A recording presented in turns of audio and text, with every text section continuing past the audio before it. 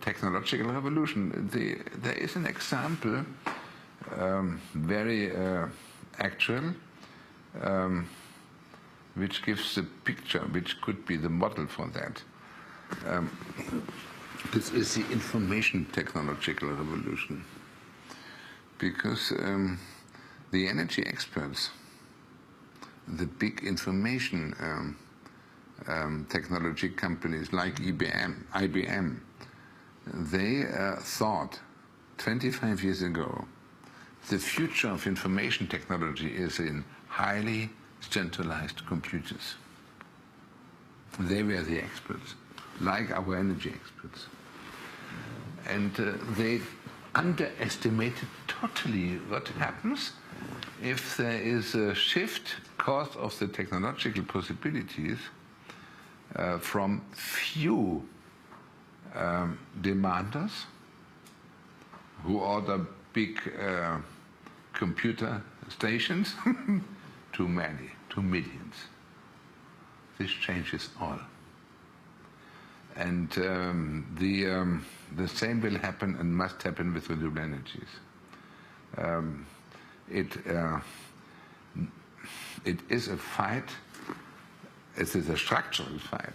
It is a fight between centralization and decentralization, between energy dictatorship and energy participation and energy democracy.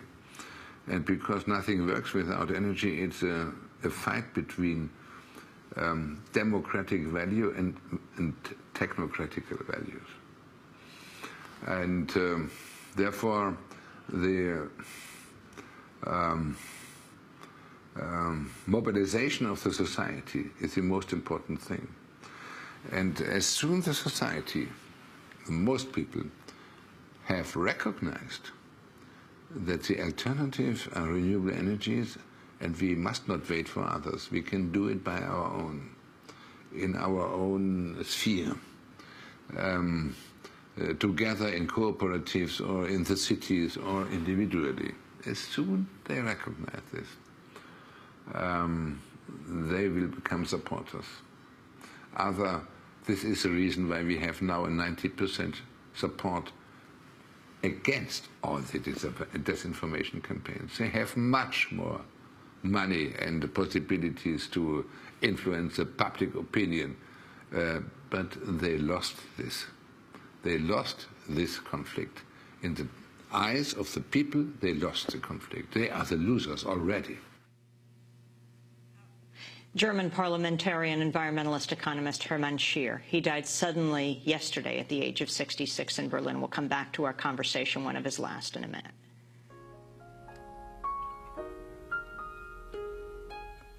Here comes the sun, little darling. Here comes the sun. I say it's all right. It's all right.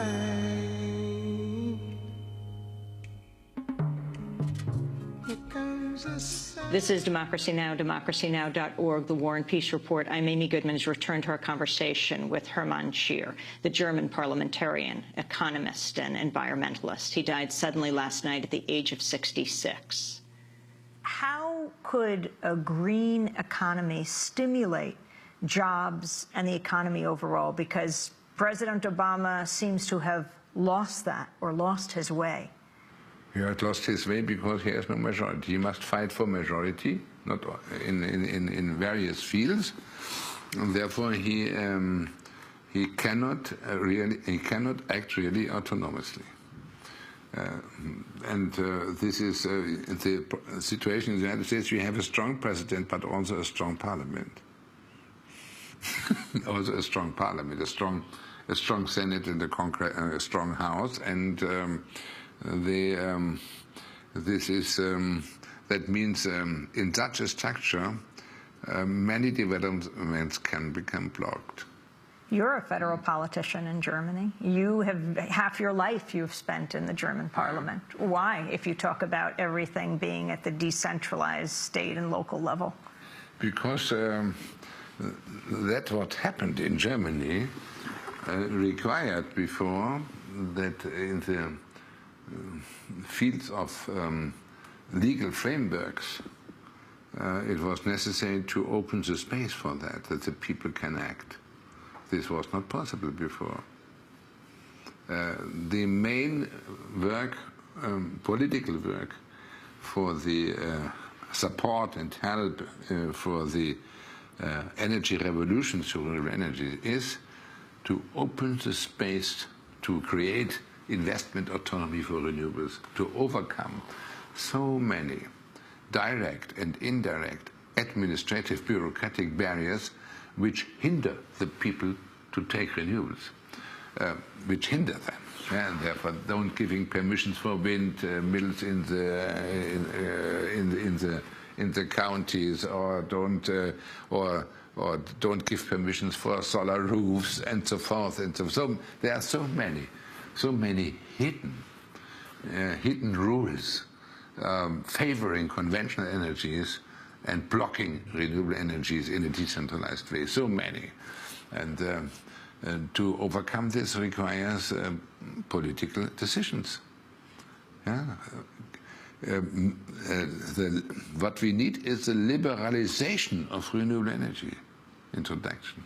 One of your first books was called Solar Manifesto. Your new book, just coming out now, is called?